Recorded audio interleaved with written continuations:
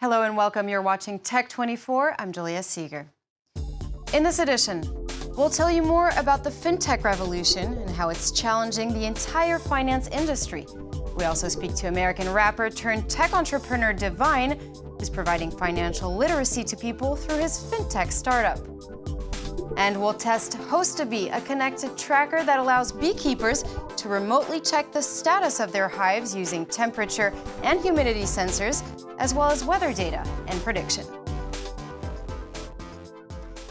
But first, it's a global tendency. Financial institutions are slowly closing their branches and investing instead in online services and apps, making it easier for customers to conduct a wide range of banking activities while on the go. Banks have no other choice as they must compete with low-cost internet competitors. What's more, it's becoming possible for customers to bypass banks completely and open an account in a supermarket or a telecom shop, as Catherine Clifford explains. Squeezed in between the pasta and the biscuits, a new product has found its way onto supermarket shelves here in France. The Sesame package offers a bank card and an account for €5 with a low monthly fee. €1 per month's not a lot compared to other accounts. I pay €3. The account comes with a debit card and access to internet banking and online statements. However, there are no overdraft options, no checks, a payment system still widespread in France, and all transfers must be digital, with no way to pay in hard cash. It's a concept that has attracted homeless people and struggling students. Traditional French banks have account charges which can add up to €100 a year, so these cards are more affordable. But above all, it's the no questions asked policy that attracts clients who can't access other banks. There's no need for a home address or a clean credit record. Only ID and a mobile number is required. Telecom shops are jumping on the business model. Orange is set to launch its version in July. The fact we have this capacity to propose both a physical experience and a digital one at the same time on our app and with a presence in our stores means we have something new and useful to bring to a business model that favors the consumer. The same concept has existed since around 2013, with French startup Compte Nickel selling bank cards from cigarette counters around the country, with some 550,000 clients signing up over 3 years. That'll be €20 to buy a package with a nickel bank card inside. It can be opened in just 5 minutes with no income conditions, a godsend for those who've been barred from traditional banking. This means I can get back to a normal life. Compte Nickel now finds itself leading the way in what's been dubbed the neobank industry, as the phenomenon spreads in Europe, the US and beyond. The company's now aiming to have 2 million accounts opened in 3 years. It's a concept traditional banks must fight against or embrace. In April, major French bank BNP announced it was buying 95% of the startup.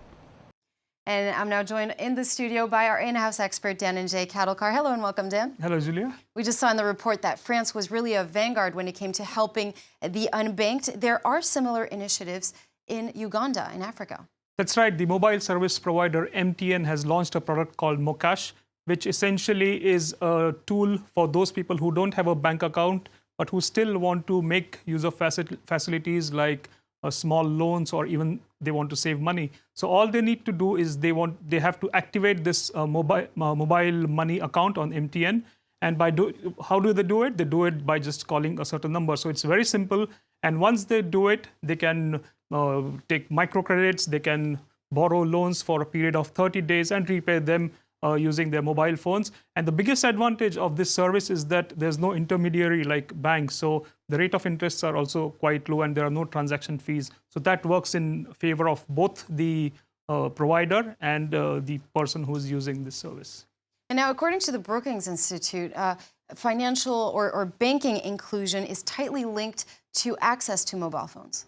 That's right. We have seen this in many developing countries, that the number of mobile phone users far outnumbers those who have bank accounts. So in order to bridge this imbalance, there are many startups in countries like, for example, India, which are making use of this deep mobile penetration to help people avail these banking facilities, but without having a bank account. So, for example, in India, there are two startups called FairCent and Anytime Loan, which essentially is a lender and borrower service.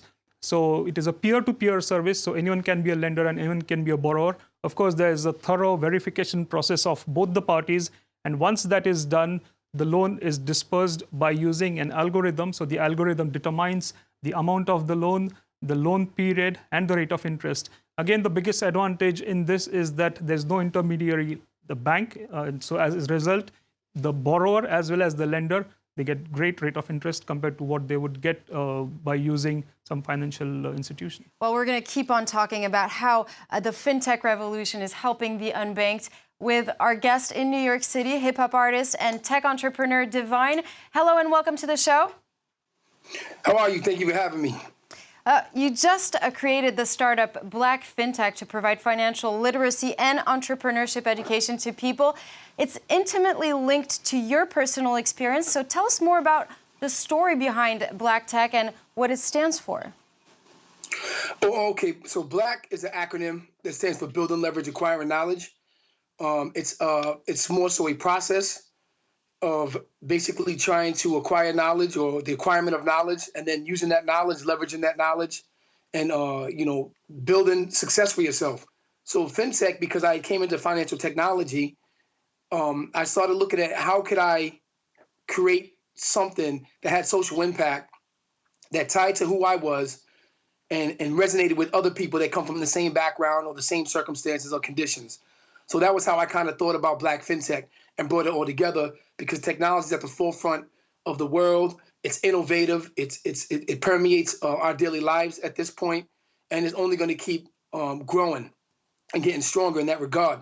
So I wanted to make sure that I had the technology component, that I had the financial component, and I wanted to make sure that I could inspire people and motivate them towards this financial and economic empowerment.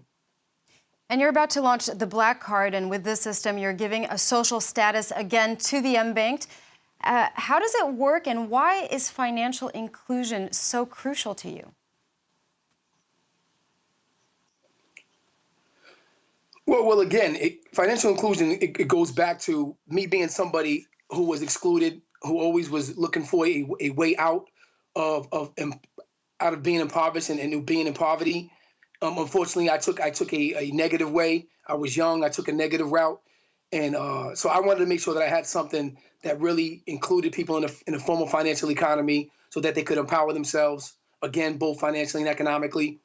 So with Black Card, I started ideating Black Card in a way to strip the stigmatization away from debit cards, prepaid debit cards being a negative. I wanted to create a financial tool, which is why I started ideating the Black Card. And it's something that we can, the technology that we're building will allow us to actually issue real bank accounts.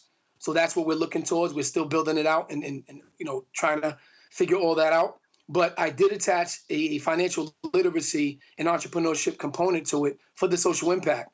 And if you notice, I specifically say entrepreneurship education, because I want to take somebody from financial literacy and then say, once you get that component, how do you then leverage that to build success or to build wealth? Well, the next step would be entrepreneurship education, something that I lacked, something I didn't have, and something I had to figure out on my own. So that's how it all ties together.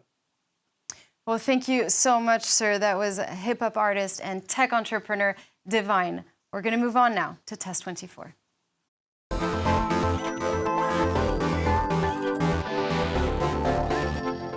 Saving the world, one beehive at a time. That's what Host2Bee, a French startup, is trying to do with their IoT-based hive system that enables beekeepers to monitor the bees and the honey production from a distance.